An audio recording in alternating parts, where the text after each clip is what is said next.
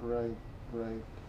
So, where does that leave, us as a black nation I can tell you something. I can tell you this. Having looked into and evaluate this whole dilemma, um, it so happens that the Bible is written um, in a white supremacist context, okay, now? Very true.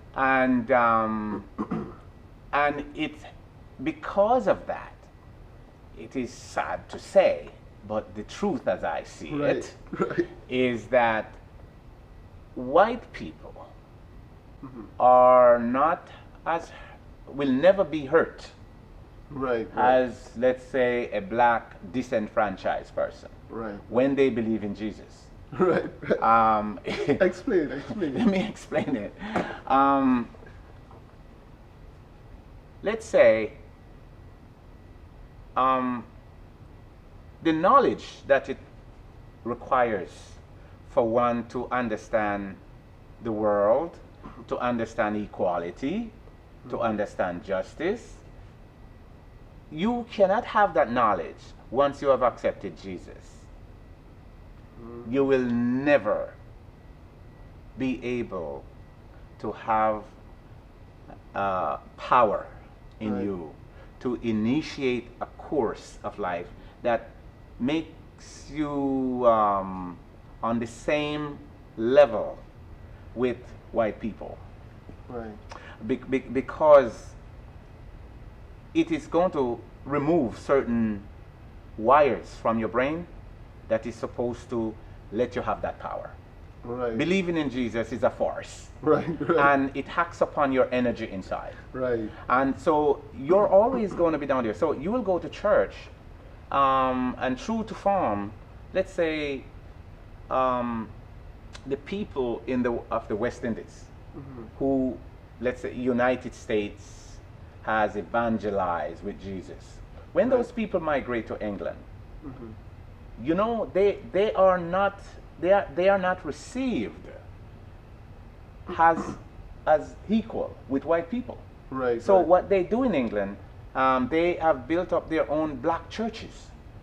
right, I right, have a brother that has, you know, cashed in on that by becoming set up all kind of different Mhm. black agencies religious agencies and Right, stuff right, right, that they work together, because you know you have the Baptist, you have the Presbyterian, and you have right, the different ones. So they make up a black agency to correlate and to bring them together. right, right. All right. So what I'm trying to show you is that the black person receiving this God of the Bible Mhm. and Jesus Christ and accept that they are born in sin, Mhm.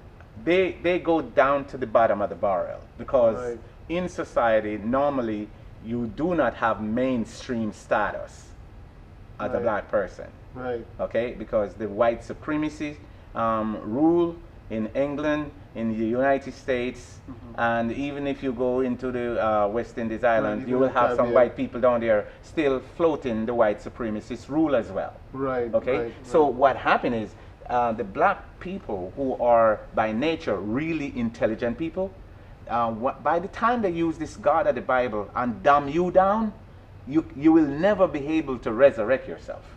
right, right, right, So that's what I mean, that black people are at such great disadvantage when they Mhm. become a Christian, right, because you have removed like three of your senses from right, activity. right. So the religion, especially this Christian religion, over here in the West, has destroyed the black nation. Then, Absolutely. right? Absolutely. No joke about that. Right, right. So, and it makes it harder for us now to come out of um, The dilemma. yeah, this dilemma that we are in right Yes, now. absolutely. So it's so religion is really is part of the destruction we see, and this is why we are in the condition we are in today. I say to people, whether you're black or white, Hmm. because the truth is good for us all. Right, right, right. There, according to good history, there was never a devil sent down from heaven Hmm. to cause sin. Never was. Right. There was never such thing as a Adam and Eve and a serpent beguiling the woman. There's no such thing. So the root of the evil of religion is telling us that we were born in sin and shaped in iniquity. I declare to you, find a history that proves that. And if we can find that was true, then we'll end the argument, because we will have a precedence that's set to allow us to seek salvation. But if we cannot prove that the devil came down, what are we doing? Why are we saying we are sinners and we cannot prove that there was any curse or any sin? Right. So we're not no sinners. We're not born in sin and iniquity and all those things. All that is just to put us into psychological bondage. Okay, like an inferior type. Yes. Psychological bondage. Exactly. Exactly. Oh, so we were never really born in sin and iniquity. Never. But, there is no such thing. oh, but the Christians say, but the Bible says. Yes, of course. And then that is the reason why we have to, again, expand our mind and try to understand what history is telling us 2,000 years ago, right? Who is it that put all of these 66 books together, right? I mean, they were not put together like 3,000 years ago. It's back in the 300 so-called AD. You know, it's all the Roman... the Nicene Council. Constantine the first. Yes. Okay, this is all the people who decided that they were going to control us and make a lot of money by doing that. Right, right. So this is exactly so what we have. The church is like a business thing as well. Look, Jesus is a mafia name. Right. Okay, and it stands. It's not anything that even remotely trying to save anyone. Right. Jesus is not about trying to save anyone. And mistaken, it's hard that me, for 50 years, believe that there is a Jesus. There's a lot of us who has been believing in this thing, and when we come out of it is when we realize the truth, we reject it. Exactly, but it's difficult. It's difficult because remember, like we said before, it's normative to believe it. Right. So we are looking that the people who put the Bible together and say it is the inspired word of God, clearly they had an advantage over people. Right. Okay, to make this, to kill a lot of people and set it in society so that those who are being born would come up and accept it and think that really there is an unknown God who's controlling you from in your mind. But indeed, if you look on the character in the Bible, it's none other but the Roman Empire. And the reason why they make the God unknown or as a spirit, it is because they prepare for people to think that that's God and God can do anything. Right. Okay? You cannot question God. Right. This is what they say. Especially if there's nothing there to really be questioned. Yeah. Well, I mean, it's unknown something that cannot be questioned. Well, you question, would never know if there is really a God or not, right? What I see here is that is a way for them to handle liability. Right. The things that they do, killing people and do all kind of stuff with people, torture people, right? They want a God that do those things, a God that does those kind of things. That's what they put in the Bible. Is a God that that does it. Well, they say God make good and evil. Right. So from the fact that they are telling you that God make good and evil, you know what they set up right there. Right. Okay? Right. So you will never be able to say God is wrong to do evil things. Right. You cannot blame God for hating some people and love some people. Right. So you see what they set up in the Bible. Right. Okay? So I'm saying to you, you look at the conduct of the God of the Bible. He's the first one to kill people with a flood. Right? Well, first he regrets he make man.